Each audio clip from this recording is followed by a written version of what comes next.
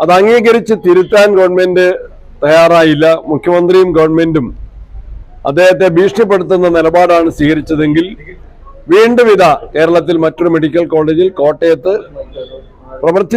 ഉപയോഗിച്ചുകൊണ്ടിരുന്ന കെട്ടിടം തന്നെയാണ് തകർന്നു വീണ് ആളുകൾക്ക് പരിക്ക് പറ്റിയത്. അല്ലെങ്കിൽ എങ്ങനെ പരിക്ക് പറ്റും?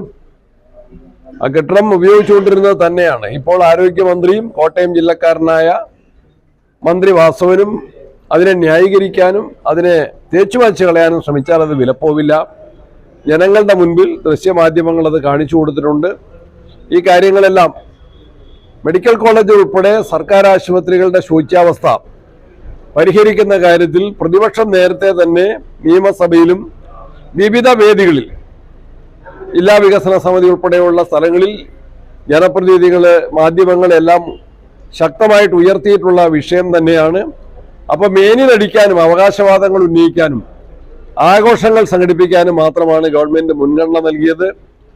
ഇപ്പൊ നാഷണൽ ഹൈവേ മഴ പെയ്യുന്നതിന് മുമ്പ് തകർന്നു വീണതുപോലെ തന്നെ കഠിനമായ മഴക്കാലം ആരംഭിക്കുന്നതിന് മുമ്പ് തന്നെ ഒരു മെഡിക്കൽ കോളേജിന്റെ കെട്ടിടം തകർന്നു വീണത് ആരോഗ്യരംഗത്തെ തകർച്ചയുടെ ഒരു പര്യായമാണ്. വ്യക്തമായിട്ടുള്ള തെളിവായിട്ട് മാത്രമേ കാണേണ്ടതുള്ളൂ. ഇതിന് പരിഹാരമുണ്ടാക്കാനും അപാകതകളും പോരായ്മകളും സമ്മതിച്ച് തിരുത്തൽ വരുത്താനും ഗവൺമെന്റ് തയ്യാറാകണം.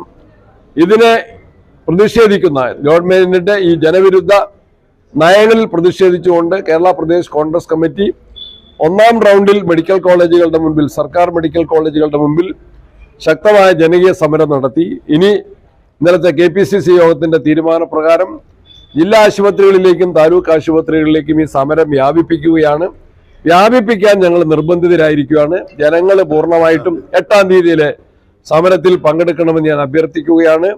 കോട്ടയത്തെ സംഭവത്തോടുകൂടി ആരോഗ്യ വകുപ്പിന്റെ അനാരോഗ്യവും കെടുകാര്യസ്ഥതയും ഉത്തരവാദിത്തമില്ലായ്മയും പ്രകടമായിട്ട് ജനങ്ങളുടെ മുൻപിൽ ബോധ്യപ്പെട്ടിരിക്കുകയാണ്.